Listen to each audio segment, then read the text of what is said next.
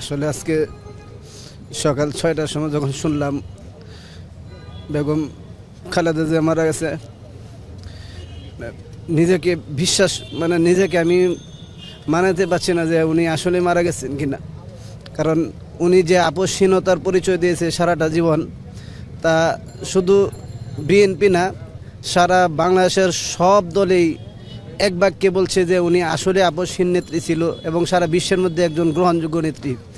এই জন্য আজকে আমাদের একটাই বলা যে আল্লাহ তাআলা যেন উনাকে বেহেশতের সর্বোচ্চ মাকাম অর্থাৎ জান্নাতুল ফেরদাউস দান করে। আল্লাহ তাআলার কাছে আমরা এটাই দোয়া করি। ভাই ওনার জন্য যে কি বলবো আমরা আসলে ভাষা খুঁজে পাচ্ছি না। আমি 90 সাল থেকে ওনার পিছনে রাজনীতি করতেছি, ওনার প্রতিটা প্রোগ্রামে আমরা ছিলাম। আসলে কালকে রাত্রে যখন থেকে খবর পাইছি যে উনি সংকটাপন্ন, ওনার আত্মীয় স্বজন এবাকের হাসপাতালে, তখন থেকে সারা রাত্র ঘুমাইনি। সারা রাত্র বারে বারে আমরা ফেসবুকের সামনে ছিলাম। যখন 6টার সময় মারা গেছেন তখন ভাই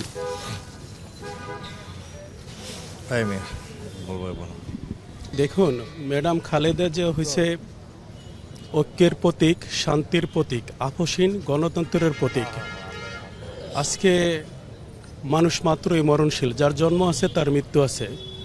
উনি জীবদশায় যে সমস্ত মানুষের ভালোবাসা পেয়েছেন, আমি বিশ্বাস করি আল্লাহ তাআলা ওনাকে অজস্র মানুষের ভালোবাসায় ওনাকে জান্নাতের সর্বোচ্চ উচ্চ মাকুম দান করবেন।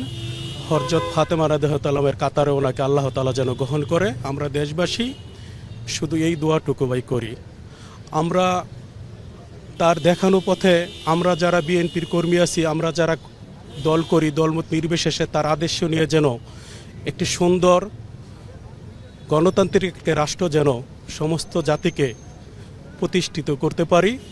যার জন্য উনি জেল খেটেছেন, যার জন্য উনি দেশে রয়েছেন, শুধু একটাই চাওয়া ছিল মানুষের মধ্যে যেন শান্তি শৃঙ্খলা বজায় থাকে, একটা গণতান্ত্রিক রাষ্ট্র যেন প্রতিষ্ঠিত হয়। ভাই আমরা খুব আবেগপ্লুত, দোয়া করবেন।